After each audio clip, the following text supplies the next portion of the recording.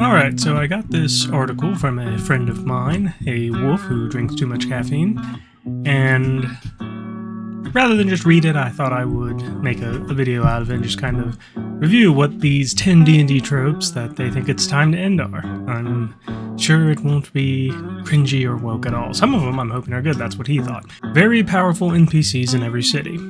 Although the player characters are the protagonists of their campaign, they are far from the only adventurers in their world. To add depth to a setting and to serve as a benchmark for PCs, many D&D settings have several powerful NPCs, such as the kingdom's finest sorcerer or the famed dragon slayer. On their own, these aren't a problem. However, settings like the Forgotten Realms or Greyhawk can go overboard with these. In those settings, modern iterations, there are so many powerful NPCs that some players question why there are any problems that need solving and why low-level adventurers are needed. That's not really too bad of a complaint, I guess. I haven't followed too closely with the Forgotten Realms or Greyhawk settings, so I don't really know how many actual powerful NPCs there are.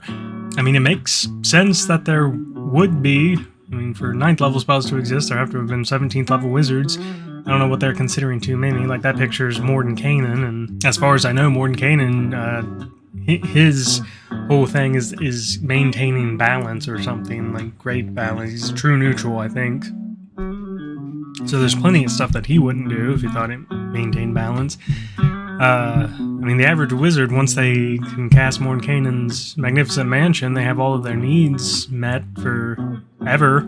So there's no reason that they would do a whole lot of anything that didn't further their own goals, so that makes sense. As for high-level warriors, they probably become kings, I guess, maybe, if they want to. I mean, I guess really the problem is that I don't have a basis for what they consider too many. So, I mean, but overall, that's not too bad of a complaint.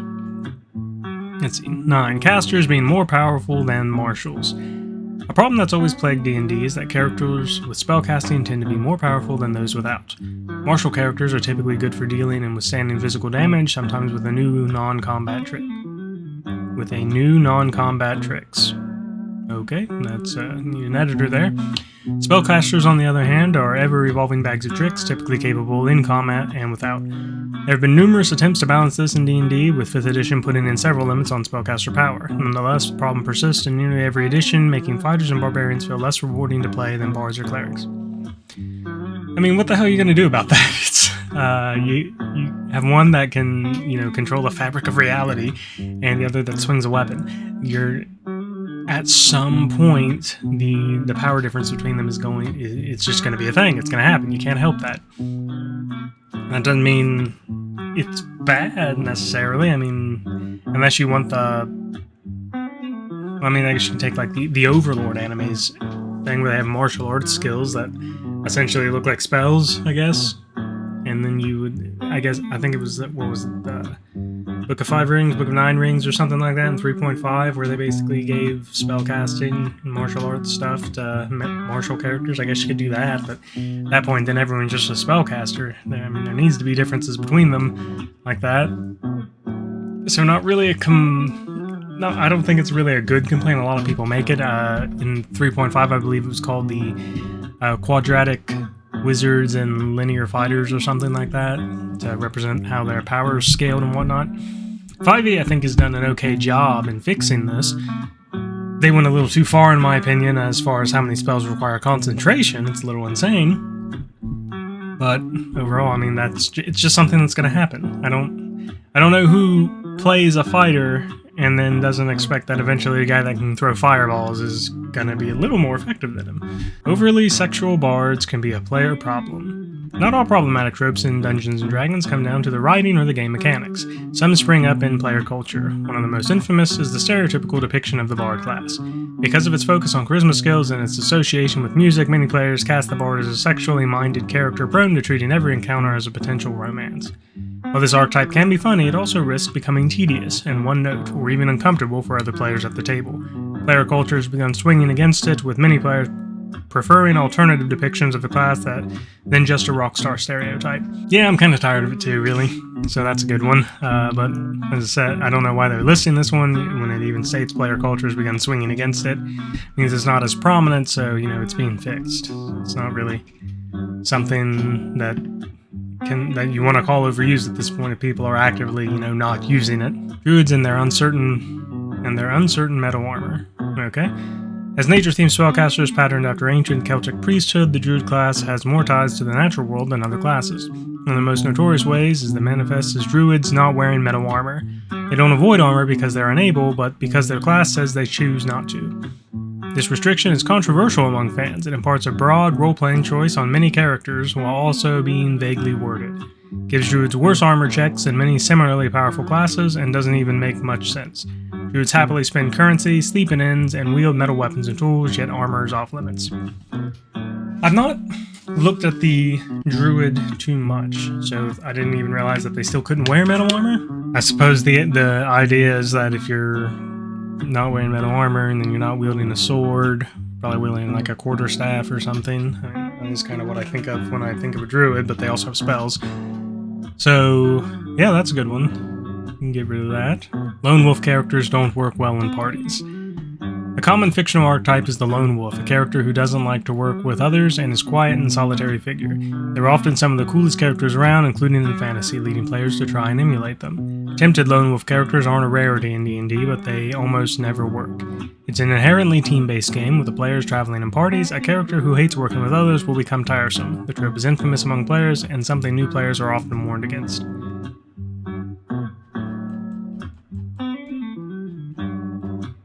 D&D Tropes, it's time to end. Okay, I feel like this article should include things that are like regularly done and not shunned. I don't really know of anyone that looks at the lone wolf character and thinks, yeah, this is a good thing. Like, nobody likes the lone wolf character because they don't work, because as it's pointed out that this is a party-based game. So, I mean, yeah, that needs to stop, but no, it's not like it's being encouraged. It's just kind of something that happens, and people work their way out of it. Hopefully. If you're playing the game for a long period of time and you're still trying to make lone wolf characters and haven't figured out that it doesn't work, then there's probably just no helping you. Magic items being both rare and necessary. Magic items are an important thing in Dungeons & Dragons. They're one way characters gain power besides level ups, and prove a good loot reward to find at the end of a dungeon. Yeah, at the end of a dragon. In contrast to prior editions, 5e holds that they're entirely optional and that players don't need access to them at all. While this makes magic items feel epic as loot, it poses several problems. By the system's design, any characters without either spells or a magic weapon will struggle in combat by the 5th level and risk becoming irrelevant by the game's end. As a result, magic items can become rare, making martial party members struggle, or so commonplace they lose some of their prestige. The 5th edition worked pretty hard, I would say, to remove I think it was called like the Christmas tree effect, where you had like so many magic items on your person, you were basically decorated like a Christmas tree. They did that with like attunement, so you can only have 3 real good magic items at a time, which I go back and forth on how I feel about that one. I mean, if anything, when you think about it, coming up with some kind of in-character reason that, like, I don't know, spellcasters have a limited amount of magic items they can be attuned to, and like Marshals don't, that would have helped with the imbalance between the two of them. I mean, that would have been a good idea there, because really the limitations I think affect Marshals more than anything. Because even in 5th edition, if you don't have spells, you can't even use spell scrolls anymore, which is odd that they didn't include that in Baldur's Gate 3. I like it because it makes my rogue a lot better, but I like magic items being more rare. It does create a more mystic aspect to it, and it feels more epic when you do find a magic item. Whereas I can remember when I was playing Pathfinder, I was rarely. Wow, I lost that one. Rarely did I ever think about the treasure I was getting. I was more planning out how me and my party were going to make our own magic items, and then eventually, getting a +5 weapon and whatnot. So it could get out of hand pretty easily.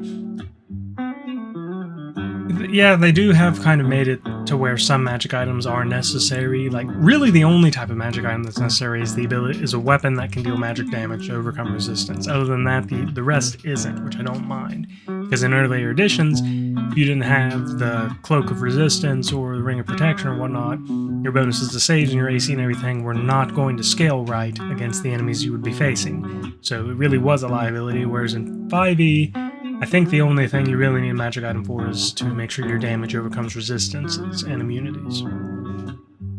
So this one's not as big a deal, I don't think. Most barbarian subclasses being magical. I hadn't thought of that. One of the iconic martial classes in 5e is the Barbarian, a class that uses sheer force and anger to hold its own against the monsters of the world. Alongside the fighter, they serve as a symbol of martial might, with their base class abilities emphasizing their raw physical might. Their subclass, however, tends towards the magical. Other than the path of the Berserker and the path of the Battle Rager, most have some form of magical ability, often basing their entire subclass around it. While most players don't mind the idea of magical barbarians, some think making nearly every subclass magical undercuts the point of the class. Alright, let's do a quick look here. Alright, let's see. Ancestral Guardian, Battle Rager, Beast, Berserker, Storm Herald, Totem Warrior, Wild Magic, and Zealot. Oops. I don't know if I'd say all of these. Not all of these really make me think magic. And I guess it really depends on what you're considering magic in this case. For instance, the Storm Herald, and Wild Magic. You could clearly, those are clearly magical. Path of the Ancestral Guardian, though, gives you, if I'm not mistaken, like the spirits of your ancestors and such are fighting alongside you. I don't really consider that magical. Like, obviously it's a magic effect, because in the sense that, you know, the spirits are considered magical creatures, I assume. Path of the Beast is more of like a lycanthrope, or if you've seen my character conversions, Wolverine. Berserker, no. Totem Warrior, actually, yeah, what would I... Well, that's a tough one if I would consider Totem Warrior magical or not. See, one of the few things I think the second edition of Pathfinder got right was they divided magic into 3 categories, I think, which was Arcane, Divine, and Occult. That additional 3rd category, I think, really helps with some things. I would probably call some of the Barbarian...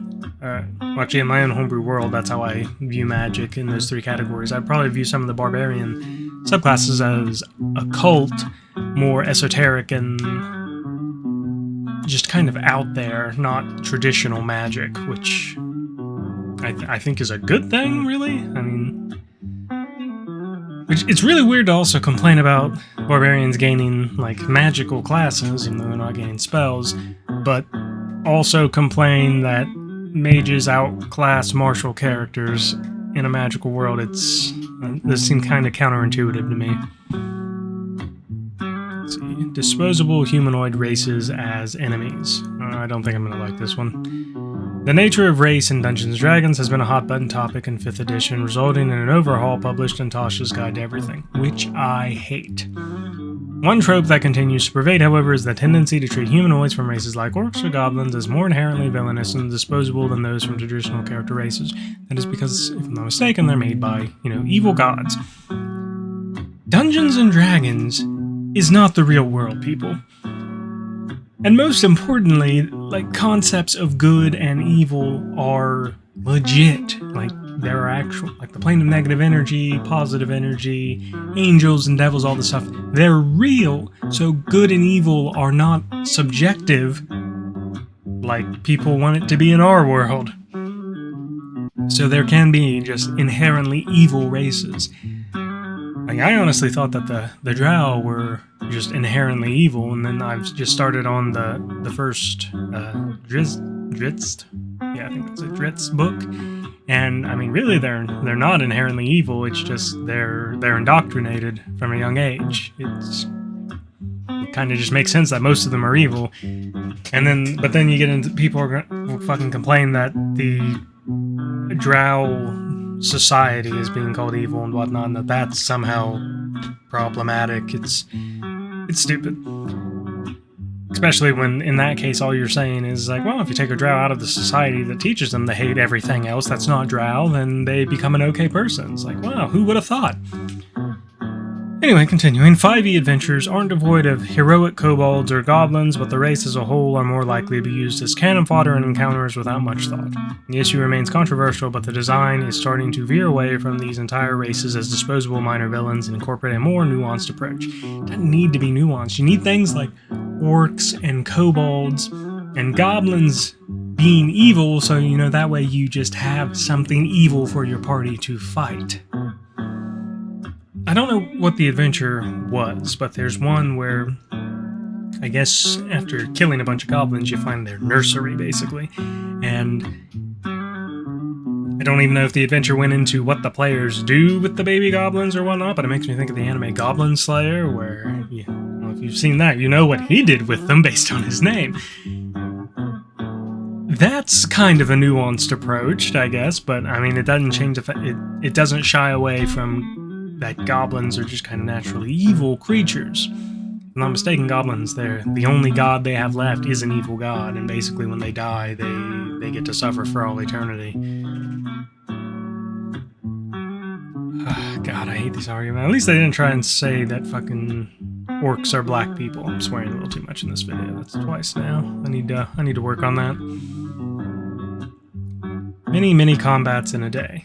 Many tables treat Dungeons & Dragons combat as a particularly cinematic affair, preferring 1 or 2 high-power fights a day, each encounter risking character death and showcasing enormous attacks. This actually isn't the game's intended design, which is a battle of attrition fought over a long adventuring day. Official guidelines recommend that a DM should have players engage in 6 to 8 fights during the average adventuring day, properly challenging them. However, this results in many low-threat filler fights that can quickly turn tedious, and also slows sessions down because each combat takes time to complete. Many would rather have fewer encounters and fewer resources to burn.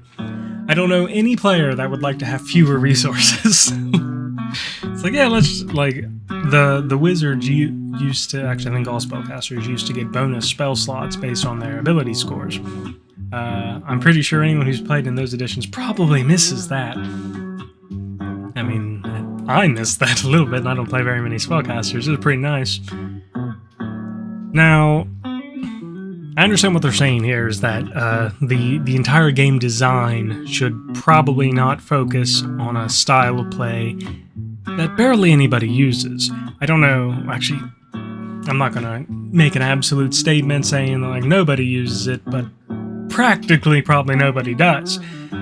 And yeah, that would really be useful for them to not plan on that many fights, and I don't even know how in the world that's considered manageable. 6 to 8 fights. Most of those would be pretty useless. Like right here, I was just prepping the Lost Mine of Phandelver, and in the first half of it, there's maybe 6 to 8 fights, and that's over several days, I'm pretty sure. So, I mean, even some of their adventure design doesn't count on that. It might be trying to take into account, like, random encounters, but even when I did Curse of Strahd, I was only doing one random, or no, you could get, like, maybe 2 random encounters a day. So, I mean, it's really weird that they would advise that many, and then their adventures don't actually focus on that, so it's kind of hypocritical of them. So this one I can agree with, if I'm interpreting it correctly, that they need to stop basically saying this is how it's supposed to be done when it's never how it's actually done. And finally, half of the characters being orphans. Backstory has become more important to many players as Dungeons & Dragons developed and became more popular. It can add depth to a character, enhance role-playing, and even inform the game if the Dungeon Master explores it further. A common way to add tragedy to a backstory is to have one or both the character's parents be dead. This is something of a cliche across all fiction, but it can be more apparent in Dungeons & Dragons due to the number of characters in a party. The number of dead parents across D&D settings is a common joke subject among experienced players, and many wish for more variety in player backstories than constant orphanhood. I actually haven't experienced this one too much, but I do know, like, the trope obviously comes from somewhere. Yeah, really, this is just saying get more creative with your backstories, and it makes sense. Yeah, I have no counters or challenges to that. I mean, just, yeah, have creative backstories. I think my most creative backstory I've had recently was for a butler character, and I used a high elf so that I'd have a long lifespan, and I had served my family for several generations of it, and I just added that I actually happened to be a former assassin, and I was originally hired to kill someone in that family, but I chose not to, and then I was protecting the family through generations because the contract was still technically open and the head of the house had to be killed. That was my most interesting backstory, and it didn't even involve my childhood. Alarm. And honestly, I should have actually kept track of how many of these I actually agreed with. I think I agreed with more of them than I challenged, really. Some of them I don't think needed to be there, like the lone wolf characters or the bard. Actually, it might have been about half and half as far as how many I challenged and how many I agreed with. Overall, not a terrible article, and I'll give them bonus points for not trying to say black people are orcs, like was popular for a little while there. I'm gonna do some research and figure out where that started because I hate it so much. Other than that, if you made it this far, thank you for watching, and I hope you'll also take the time to at least like the video and maybe share it with any of your friends you think will find this interesting as well. So I hope all your 20s are natural, and I'll see you next time.